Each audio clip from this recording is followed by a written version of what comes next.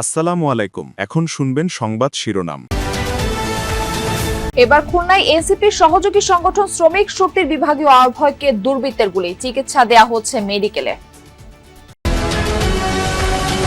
ঢাকা 10 থেকে মনোনয়নপত্র তুলে প্রার্থী ভোটারদের নিরাপত্তা চাইলেন সাবেক উপদেষ্টা আসিফ মাহমুদ। ভোটের পরিবেশ বজায় আছে, দাবি সিইসির। তারেক রহমানের ফেরার সিদ্ধান্ত সামগ্রিক রাজনীতির জন্য ইতিবাচক মত বিভিন্ন দলের নেতাদের। সবাইকে নিয়ে আগামীর বাংলাদেশ গড়লে হবেন ইতিহাসের অংশ। মত প্রকাশের স্বাধীনতার চেয়ে এখন বেঁচে থাকার অধিকারই গুরুত্বপূর্ণ মন্তব্য মাহফুজ আনামের। অপশক্তির বিরুদ্ধে গণতান্ত্রিক শক্তিগুলোকে এক হওয়ার আহ্বান ফখরুলের। আসসালামু আলাইকুম। এতক্ষণ শুনছিলেন সংবাদ শিরোনাম, এখন শুনবেন বিস্তারিত। খুলনায় এবার এনসিপির সহযোগী সংগঠনের এক নেতাকে লক্ষ্য করে গুলি ছুড়েছে দুর্বৃত্তরা। আহত অবস্থায় তাকে খুলনা মেডিকেলে চিকিৎসা দেওয়া হচ্ছে। আহত মোতালেব শিকদার জাতীয় শ্রমিক শক্তির বিভাগীয় কমিটির আহ্বায়ক। পুলিশ ও পরিবারের সদস্য জানান, নগরীর সোনাডাঙ্গা এলাকা থেকে বেলা 11টার দিকে পথচারী মোতালেবকে আহত অবস্থায় হাসপাতালে আনেন। চিকিৎসকরা জানান তার অবস্থা বর্তমানে শঙ্কামুক্ত। কানের পাশে লেগে গুলি বেরিয়ে গেছে। মোতালেব শিকদার গুলিবিদ্ধ হওয়ার খবর পেয়ে হাসপাতালে ছুটে যান দলের নেতাকর্মী ও আইন শৃঙ্খলা বাহিনীর সদস্যরা। কে বা কারা তাকে গুলি করেছে এই বিষয়ে এখনো কিছু জানা যায়নি। 11টার দিকে এক লোক ফোন দিয়ে বলছে যে এরকম আপনারা 250 ফিট আসেন, মোতালেবকে গুলি করছে। তারপর আমরা 250 ফিটের কাছাকাছি আসছি, তখন আবার ফোন দিচ্ছে যে আপনারা সিটি ইমেজিং সেন্টারে যান। তা ওইখানে গেছি, যাইয়ে দেখছি যে এই অবস্থা। তারপরে আমরা আবার সিটি স্ক্যান করে নিয়ে 250 ফিট আসছি। আমার বউমা ফোন দিছে, কাঁদছে, আর ফোনে কথা কাছে। আমি মনে করছি আমার পুতনি হয়তো অসুস্থ হয়ে পড়ছে। আমি কি হয়েছে কয় আপনার ছেলেরা গুলি করছে, কেন তাড়াতাড়ি নামেন। ঘটনা সম্পর্কে নানান বক্তব্য রয়েছে। কেউ বলছে কোনো এক বাড়িতে তিনি গুলিবিদ্ধ হয়েছিলেন, কেউ বলছে তিনি তার প্রাইভেট কারটিতে ছিলেন, সেখান থেকে নামার সময় গুলিবিদ্ধ হয়েছেন। আবার কেউ বলছেন তিনি একটি বেসরকারি মেডিকেল কলেজ হাসপাতাল অর্থাৎ গাজী মেডিকেল কলেজ হাসপাতাল তার সামনে দাঁড়িয়েছিলেন নেতাকর্মীদের সঙ্গে নিয়ে। তিনি প্রচারণায় যাবেন দলের পক্ষে, তখনই দুর্বৃত্তরা পথচারীর বেশে গুলিবিদ্ধ করে। এমন নানান কথা রয়েছে।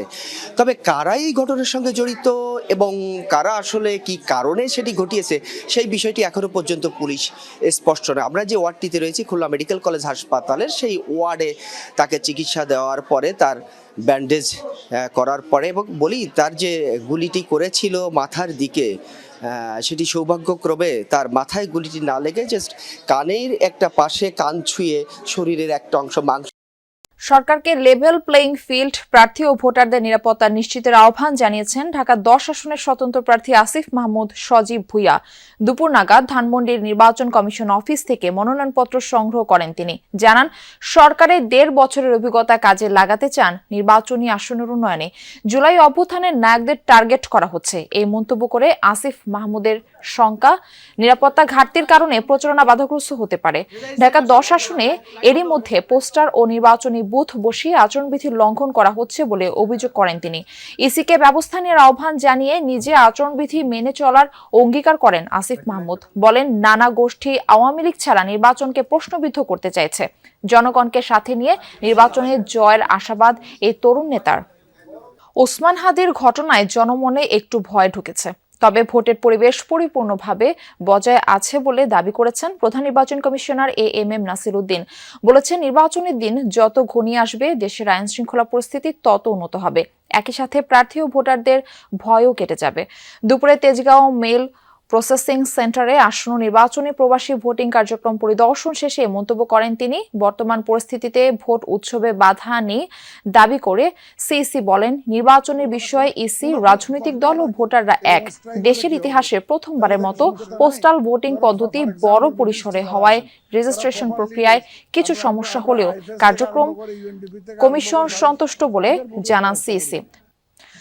তারেক রহমানের দেশে ফেরার সিদ্ধান্ত সামগ্রিক রাজনীতির জন্য ইতিবাচক বলে মন্তব্য করে জামায়াত, এনসিপি সহ দলগুলো।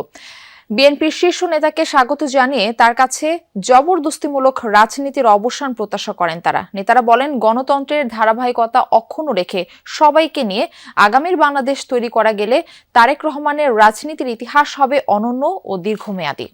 প্রায় ১৭ বছর পর দেশের মাটিতে পা রাখতে যাচ্ছেন বিএনপির ভারপ্রাপ্ত চেয়ারম্যান তারেক রহমান। তাকে বরণ করে নিতে স্মরণকালের সর্বোচ্চ জমায়েতের প্রস্তুতি নিচ্ছে বিএনপি। এই আগমনে দেশে না ফেরা ঘিরে রাজনৈতিক সমালোচনার যেমন অবসান হতে যাচ্ছে, তেমনি সংকট মোকাবেলায় তারেক রহমানকে সমাধান মনে করছেন এই রাজনীতি বিশ্লেষক। 15-16 বছরে তার যে রাজনৈতিক দলগুলো, সহযোদ্ধা মিত্র রাজনৈতিক দলগুলো আছে, বিএনপির টানাপোড়েনের যে জায়গাটা আছে, সেই সংকটের একটা সমাধান হবে তারেক রহমানের উপস্থিতির মধ্য দিয়ে। কিন্তু বিরোধী রাজনৈতিক দলগুলো কি তাই মনে করছে? সরাসরি এমন উত্তর না দিলেও তারেক রহমানের আগমন রাজনীতিতে স্বস্তি ফেরাবে বলে মনে করেন তারা। আমার ধারণা তিনি প্রায় একটা নতুন মানুষ হয়ে তিনি এখন ফিরছেন। খানিকটা প্রজ্ঞা, খানিকটা দূরদর্শিতা নিয়ে, খানিকটা লিডারশিপের খানিকটা ক্যারিজমা নিয়ে তিনি এখন ফিরছেন। বিদ্যমান যে রাজনৈতিক সংস্কৃতি যে পর্যায়ে, এ সময় এটা একটা গুরুত্বপূর্ণ আমি মনে করি একটা উপাদান যুক্ত হবে। এই অস্থির সময়ে গণমাধ্যম কার্যালয় ও সাংস্কৃতিক প্রতিষ্ঠানে হামলার প্রতিবাদে কর্মসূচিতে সংহতি জানিয়ে অপশক্তিকে ঐক্যবদ্ধভাবে রুখে দেওয়ার আহ্বান জানিয়েছেন বিভিন্ন রাজনৈতিক দলের নেতারা। মব সন্ত্রাস রোধে সরকারের ভূমিকার তীব্র সমালোচনা করে পরিস্থিতি থেকে উত্তরণে নির্বাচিত সরকারের প্রয়োজনীয়তা তুলে ধরেন নাগরিক সমাজের প্রতিনিধিরা। ডেইলি স্টার সম্পাদক মাহফুজ আনামের দাবি, শুধু ভবন পোড়াতে নয়, হামলাকারীরা সেদিন সাংবাদিকদেরও হত্যা করতে এসেছিল। অনুষ্ঠানে জানুয়ারিতে ঢাকায় সাংবাদিকদের মহাসম্মেলনের ঘোষণা দেন নোয়াব সভাপতি। রাজনৈতিক মতভিন্নতা, আদর্শিক লড়াই কিংবা পছন্দ অপছন্দের তালিকা সরিয়ে একসাথে প্রতিবাদী কর্মসূচিতে হাজির বিভিন্ন রাজনৈতিক দল, মত আর পথের মানুষ। সচরাচর যার দেখা মিলে না খুব একটা।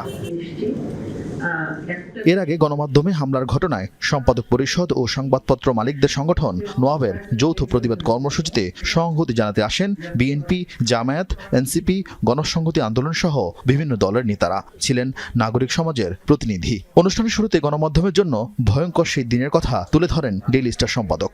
26-27 জন ছাদে আটকে ছিল এবং ফায়ার ব্রিগেডকে আসতে দেওয়া হয় নাই। এটার মানে কি? They didn't only want to burn the building, they wanted to murder the staff of Daily Star. কয়েকশো শিক্ষার্থীর সচিবালয়ে ঢুকে পড়ার মাধ্যমে এই মব সন্ত্রাসের সূচনা উল্লেখ করে নাগরিক সমাজ ও অধিকার কর্মীরা বললেন, মত প্রকাশের স্বাধীনতা না থাকলে গণতন্ত্র বিকশিত হয় না। এই যে বাংলাদেশের মানুষ জাতীয় নিরাপত্তার ঝুঁকির সম্মুখীন, এটি নিয়ে এই কর্তৃপক্ষ কোনো আলোচনা করেছে? ওনারা সকলেই বলেছেন নিরাপত্তার অভাব, এবং এই নিরাপত্তার অভাবটাকেও ওনারা বহুভাবে ব্যাখ্যা করেছেন। এটা নারীদের ক্ষেত্রে সত্য, ধর্মীয় সংখ্যালঘুদের ক্ষেত্রে সত্য। গণরোষকে একটা অস্ত্র বানিয়ে ডেইলি স্টার এবং প্রথম আলোর উপরে হামলা করা হয়েছে, আবার যাতে গণমাধ্যমের মাধ্যমে যারা কাজ করে সবাইকে ভীতি দেখাবার জন্য।